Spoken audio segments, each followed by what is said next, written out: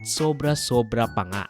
Now, despite its shortcomings, kahit na marami akong sinabi laban dito sa BICAM budget na to, maaari nating sabihin na kahit papaano naging disente ang budget ngayong taon. Although of course, marami pa rin ang dapat nating suriin tulad na nga lang ng MAIFIP, mga ayuda na nagsilipana nitong mga nakaraang taon, at ang unprogrammed appropriations. Kasi dito talaga nagmumula yung mga walang kakwenta-kwentang bagay.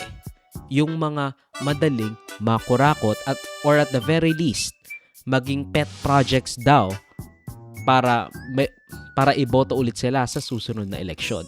Now, tulad nga nung sinabi ko sa mga insertions at unprogrammed funds noong NIDW Recap number 125, lumobo ang mga unprogrammed appropriations sa panahon ni BBM, lalo na ang mga insertions ng congressman na hindi naman talaga dapat.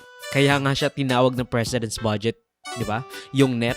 Kaya siya tinawag na President's Budget kasi yung presidente ang gagawa ng budget tapos bibigay sa Kongreso. Tsaka lang sila pwedeng magbawas o magdagdag.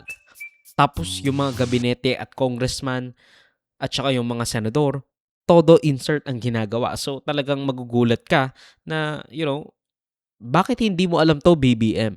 Bakit ngayon mo lang to nalaman na ang daming pwedeng pagkuhanan ng korupsyon and you do not do nothing about it?